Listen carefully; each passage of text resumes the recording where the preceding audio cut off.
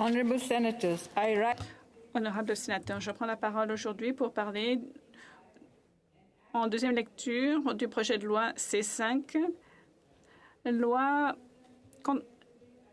concernant la loi modifiant le code criminel et la loi réglementant certaines drogues et autres substances. Honorables sénateurs, hier, je félicitais le Premier ministre et le ministre de la Justice d'avoir présenté le projet de loi sur les peines minimales obligatoires. Je veux revenir un peu dans l'histoire. En 1992, lorsque les projets de loi sur les peines minimales obligatoires ont été mis en place, nous pensions, dans les milieux juridiques, qu'il s'agissait d'une mesure temporaire. Malheureusement pour beaucoup d'entre nous, les gouvernements successifs ont continué à imposer des peines minimales obligatoires. De sorte qu'à ce jour, nous n'avons pas moins de 73 peines minimales obligatoires. C'est pourquoi, honorables sénateurs, je crois que le ministre de la Justice et le leader, le sénateur Gold, qui a parrainé ce projet de loi, sont très courageux d'avoir fait le premier pas vers l'abrogation des peines minimales obligatoires. Je suis convaincue que c'est un grand pas en avant. Au fil des ans, avant même mon arrivée au Sénat, j'avais des discussions avec les anciens ministres libéraux de la Justice pour l'abolition de l'imposition de peines minimales obligatoires. Ils trouvaient difficile de déposer des projets de loi sur des peines minimales obligatoires. Politiquement, c'était très délicat. Sénateur, depuis que je suis au Sénat, j'ai déposé les projets de loi suivants pour l'abolition des peines minimales obligatoires. En juin 2013, j'ai déposé le projet de loi S-221, loi modifiant le code criminel, exception aux peines minimales obligatoires pour l'homicide involontaire coupable et négligence criminelle causant la mort. En novembre 2013, j'ai présenté le projet de loi S-209 du même nom. En février 2014, j'ai à nouveau déposé le projet de loi S-214 portant le même nom.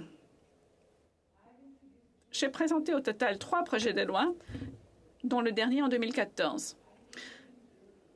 J'ai déposé ces projets de loi car je suis convaincue que les peines minimales obligatoires ne fonctionnent pas.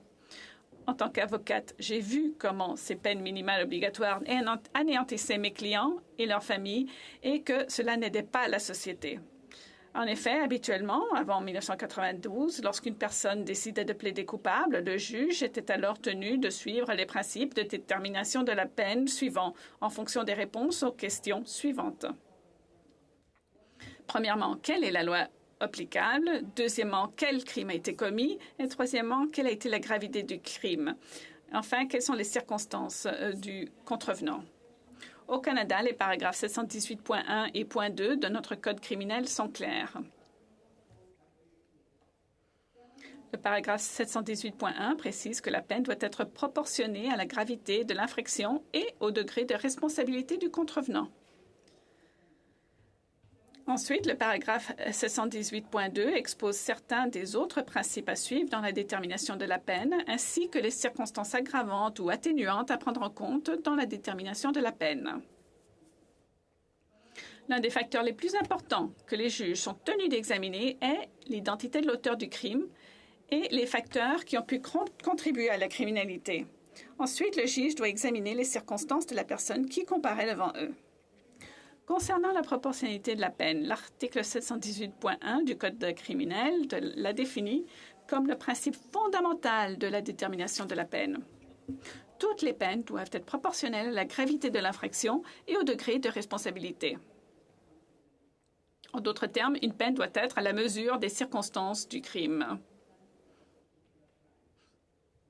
Les peines minimales obligatoires ligotent les juges et limitent leur discrétion et leur capacité à imposer des peines appropriées et proportionnelles. Au Canada, à l'heure actuelle, nous avons 73 peines minimales obligatoires. 67 d'entre elles se trouvent dans le Code criminel et 6 dans la loi réglementant certaines drogues et autres substances. À ce jour, au moins 53 peines minimales obligatoires ont été abrogées par les tribunaux, jugées contraires à notre Charte des droits et libertés ou remises en question par les tribunaux provinciaux ou territoriaux, ainsi que par la Cour suprême du Canada, à savoir le plus haut tribunal de notre pays. De ces 53 peines minimales obligatoires abrogées, 10 ont été incluses parmi les 20 que l'on trouve dans le projet de loi C5.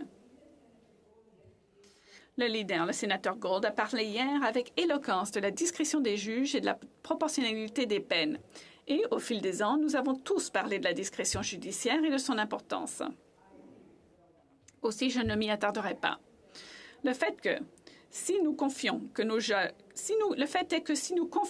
juges peuvent faire le travail, et nous avons de fait les meilleurs juges du monde, alors nous devrions confier qu'ils peuvent condamner la personne qui se trouve devant eux. Et si nous confions que nos juges peuvent faire leur travail, nous devrions leur confier le pouvoir discrétionnaire qui leur permet de faire leur travail au mieux de leur capacité au vu des faits et circonstances individuelles de chaque cas qui leur est soumis. À cet égard, le Comité permanent de la justice et des droits de la personne de l'autre endroit a entendu une majorité des témoins dire que toutes les peines minimales obligatoires devraient être abrogées. Des experts avec toutes sortes d'expériences, de perspectives et d'expertises différentes étaient unanimes à cet égard. Les peines minimales obligatoires et les condamnations qu'elles comportent sont prédéterminées par les parlementaires. Or, les parlementaires déterminent le sort d'innombrables personnes au Canada sans même avoir à regarder une personne en chair et en os devant eux, sans connaître leur histoire, sans avoir à les regarder dans les yeux et connaître leur humanité. Au lieu de cela, les parlementaires prédéterminent leur sort et mettent de côté les principes de condamnation qui ont fait leurs preuves. Honorables sénateurs, ce faisant, non seulement nous mettons de côté les principes de détermination de la peine si vénérés sur lesquels repose le fondement de notre criminel, mais en fait, nous les bafouons complètement. Je veux vous décrire une situation du mieux que je peux. Bon, mes chiffres sont peut-être erronés, mais nous pourrons les corriger en comité. Il existe actuellement, comme je l'ai déjà dit, 73 peines minimales obligatoires au total dans le Code pénal et dans la loi sur les drogues et les substances contrôlées. Différents niveaux de tribunaux partout au Canada ont annulé 53 peines minimales obligatoires, y compris des cours d'appel et la Cour suprême du Canada. Les juges voient la personne devant eux et imposent la peine qui correspond au crime, et non ce que nous, parlementaires, avons décidé voilà de nombreuses années sans regarder dans les yeux de la personne qui se tient devant le juge. Le gouvernement a présenté le projet de loi C5 pour abroger 20 peines minimales obligatoires, et ce projet de loi inclut 10 des peines minimales obligatoires qui ont été annulées par l'appareil judiciaire. Sénateur, je le répète, je suis sûre que le ministère de la Justice nous donnera des chiffres plus exacts. Si je vous les donne maintenant, c'est pour vous faire comprendre que nous, les parlementaires, avons créé un véritable salmigondis au Canada. Par exemple, si une cour d'appel en Colombie-Britannique annule une peine minimale obligatoire, l'abrogation sera respectée en Colombie-Britannique, mais pas dans le reste du pays. Et c'est le contraire à ce qui se passe si... Désolée. Sorry, Senators.